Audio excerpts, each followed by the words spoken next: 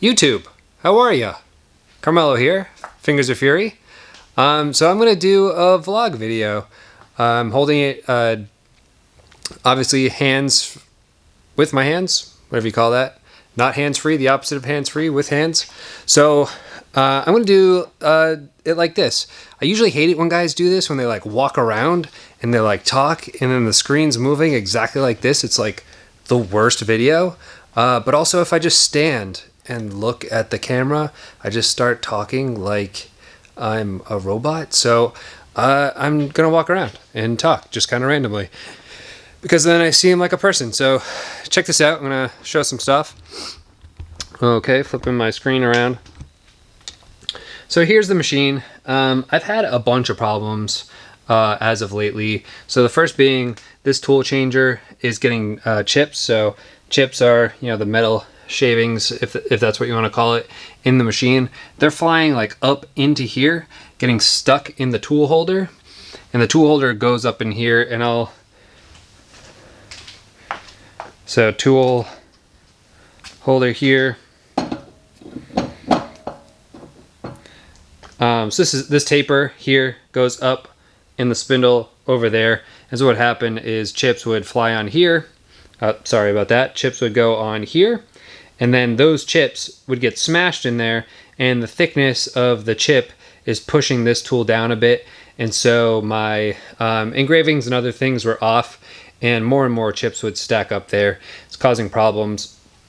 So I've got a solution of sorts, which is I just load the tool changer up so there isn't holes like that in there.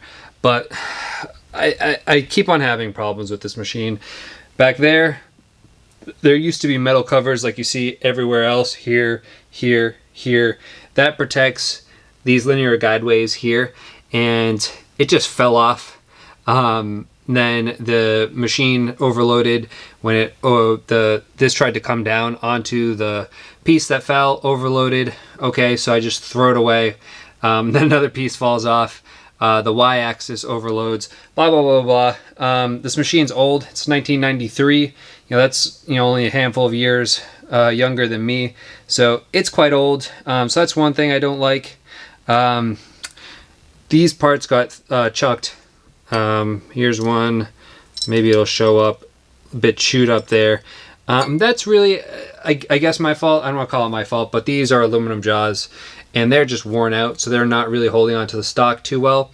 And since this is a double vise, so it can hold apart here and here at once, what happens is, say this part whoops, there's no clamping force on this one anymore. So is what happened here is it had a minimal amount of clamping force. When I say there's no clamping force, it's not none. This jaw does have some friction in it, but that's all it has. So it was machining this and then whooped this part as well. It was over there. And other than that, I've just had other maintenance issues with this machine. And then the big thing is all of these chips. I've got to scoop this out. I literally use like a poop scoop for kitty litter. This thing has bugged out on me. Lots of stuff that I'm not extremely fond of. So the machine is running. It's working. I've got some jaws that I made. These are steel jaws, so these will replace the aluminum jaws that are in there, get me back up and running, and I'll be good. I guess I'm only bringing this up. I'm in the back of my mind, I'm thinking about getting a brand new machine, which will make sense so long as I can make a monthly payment on it. So I'm aiming for next year. So, you know, more than 6 months from now, if I have the down payment for a brand new machine, I think that's what I'm going to do, because I enjoy doing this. I want to keep doing it. And the biggest thing is I want it to be enjoyable to come down here and run production. And this machine isn't really doing that for me. So that's going to include a bunch of other stuff. I'm going to have to upgrade power in here. I want to upgrade my compressor, lots of other stuff. So if I can cover the cost for all that, I'm going to do it, because I can still keep this machine. I think this will become the prototype machine, you know, so no problem having an old machine for prototype. So all these times I'm working on new products, I can run these machines concurrently. So that would be the dream right there, is to be able to run all these prototypes I'm always making, not shut down production enable for what am I trying to say? Not shut down production in order to do that. So, am I looking at myself right now? Hello again. So, pro tip: I'm always wearing these headphones on my head. If you don't have sound canceling headphones or do any work in noise, get some 3M Work Tunes, or just never bother getting noise canceling headphones. These are better.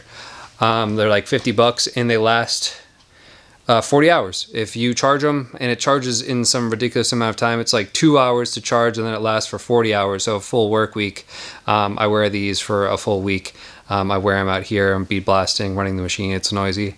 Cool. So rambling.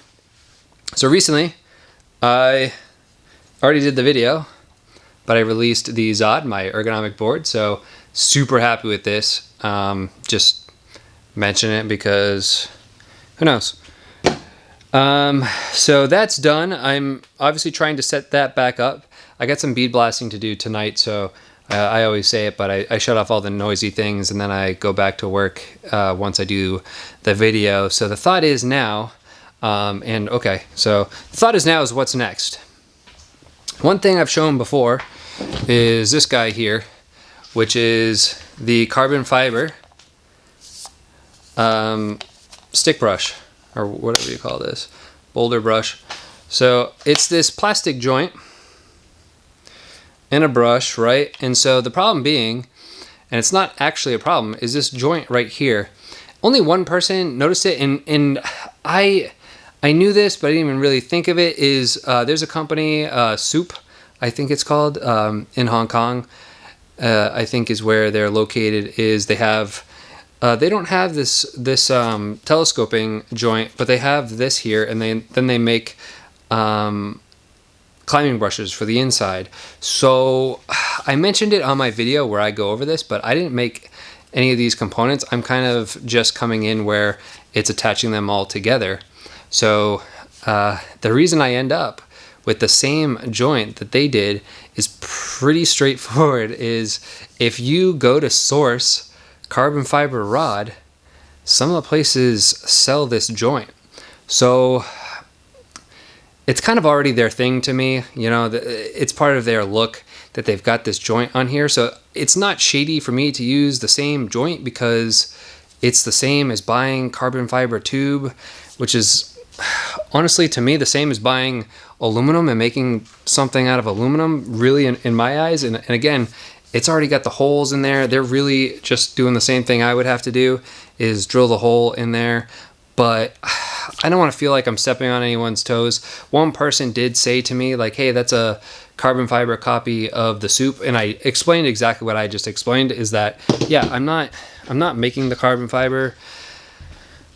I didn't make that joint. I'm not claiming to make the joint. It's just a joint that I put on it, and it's the same one because it was, you don't even have to search for it. It's on the same websites as you can find the carbon fiber tubing. So I'm still going to drop it. So that's the thing, is I'm just going to do my own. What I'm going to end up doing is, and I'll pick it back up, is none of this bothers me, but one thing is that when you go to close it, is it smacks into this and then it's not stopped.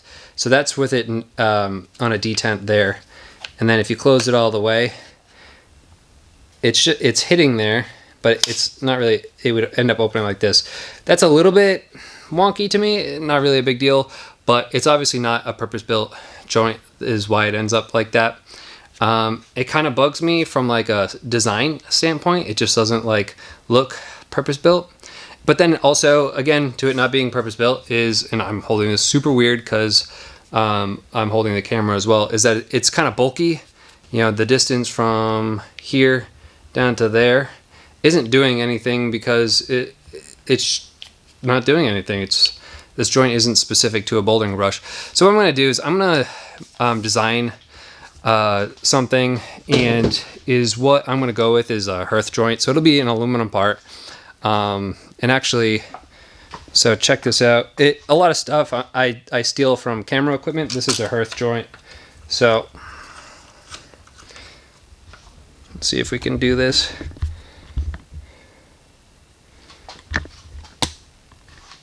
Can we zoom in?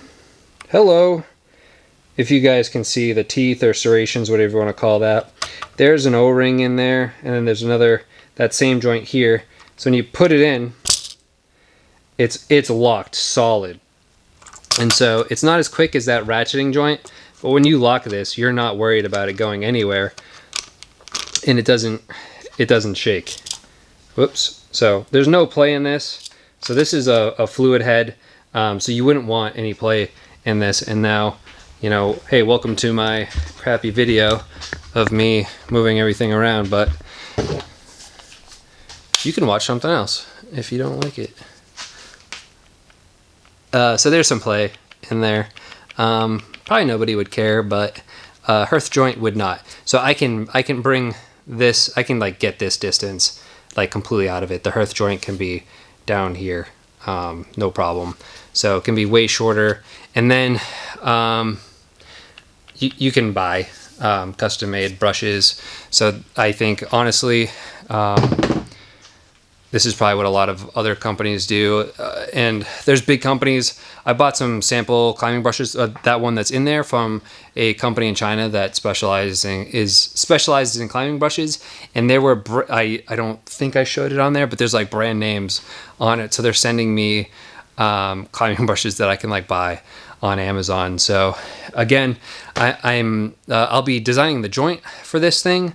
Super heavy joint, heavy duty joint. I haven't seen a joint this heavy duty on any of the other stick brushes out there. So I feel super good about just designing my own joint, and then I don't feel bad about buying my own brushes because I'm not a brush manufacturer and I'm still putting my own spin on things. And what I want to do is probably get a larger, but anyways, what I want for a grip on it is a mountain bike grip. I don't have a mountain bike here anymore, but some lock-on grips, or a lock-on grip at the bottom, I think would look really cool. So now that I'm designing my own parts for it, I want it to be to my standards. So I kind of like dropping that plastic joint anyways. I'll make a joint that I'm like, it kind of fits my brand language and everything like that, and then the lock-on grip will feel like it's more up to my standard anyways. So that's what's up with that. So I'm thinking that's what I'm going to work on next. I'm pretty psyched on that project. I've got some other stuff I've just never finished, and I've done videos about this before. I've got one of these for me, and by one of these, I cut some slots in this.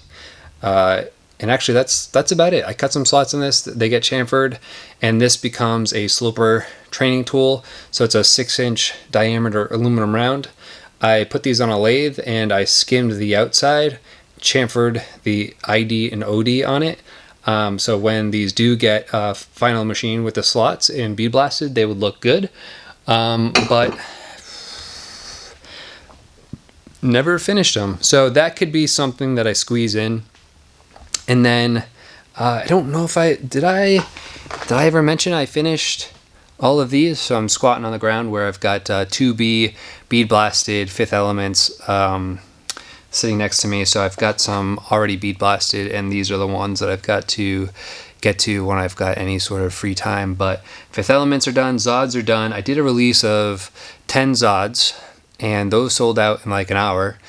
And then I'm selling some of the Baby Bosses as well. I sold a bunch of Baby Bosses as wholesale, so I've got a couple places that are selling them at retail now, which is really cool. So Rock and Snow, which is in New York, and then Mad Rock headquarters, California, somewhere in California. So those are two places that if they're close to you, and you haven't seen my stuff before, you can check it out. But I'm like out of stock of a lot of stuff. I'm out of stock of Final Bosses.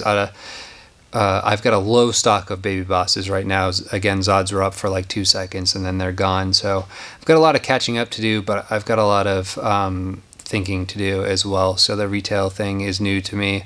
I really want to maybe up my game on like boxing and retail display and stuff like that. So I think that's about it. So this is me rambling. If you liked it, you liked it. I feel like it's beneficial for me to do these from time to time. So again, this is kind of you know, feel free to give me input on something you'd like to see from me, but also, you know, I've got a great following on Instagram. You know, if you're watching this, you probably follow me on Instagram. This is like a closer look as to, you know, what I'm doing out here in my garage. So I've got some upgrades in the garage I want to do, obviously talking about a new machine. And then I also want to get, I think I don't know if I've talked about this before, but so I wonder, this is only 15 minutes long. You guys are doing fine. So this is a Morgan press. A Morgan press, this is an injection mold machine. And as you can see, it's pretty tall. I'm 6 feet tall, and this is like 1.5 feet over me, but it's sitting on a not so big stand. So it's not quite benchtop. You know, you'd want to put it on a shelf maybe this high. I'm kicking it with my foot here. Because you want to be able to reach up here. This is where the plastic goes, and you want to be able to see if there's plastic in there. So again, this is probably at a height of like 6'5" or something. So if I was 5 inches taller, this would be a perfect height, but I'm not. So, but anyways, this is like a 1970s model. You can see this is kind of banged up. I got this for an insane deal at an old machine shop. All of the gauges are still analog. It's an analog knob. I could change these for PID controls that I could get off like Amazon or something if I end up going that route. I started making a base. This didn't come with it. I made this base for it to take molds, and it has a hole for aligning molds for it easier. Like if I were to machine a receptacle on the bottom there, I could place it and have it centered much faster. But so here are some parts. These aren't, it was literally not using clean plastic, and I don't know if the camera will focus on my hand too well. Put it behind the text. But so it's real easy to make simple molds. This mold came from the place that I got it from, so I kind of used it as a test. But I want to start using this for some projects. I could use it for, say, the Zod inserts. That's one possibility, but I actually want to start using it for footholds. I just happen to have these here, and that's not going to focus for me at all, but I could use it for little baby footholds is one of the ideas. And I've had that idea for a while, but this is something I want to get up and running for a few projects. Again, footholds would be a possibility, and I bring up, actually that's one of my possibilities. So I've made aluminum footholds in the past. I don't have any out here, and I forget if I've shown them on here before, but those are unfinished. That fixture never worked, and those are messed up footholds, but that's another thing I could make. But anyways, I have I've completely lost my train of thought, so I'm going to call it here. I'm going to call it here for doing this crazy video of me rambling at the camera. But if you watch this, cool, thanks, and see you sometime soon.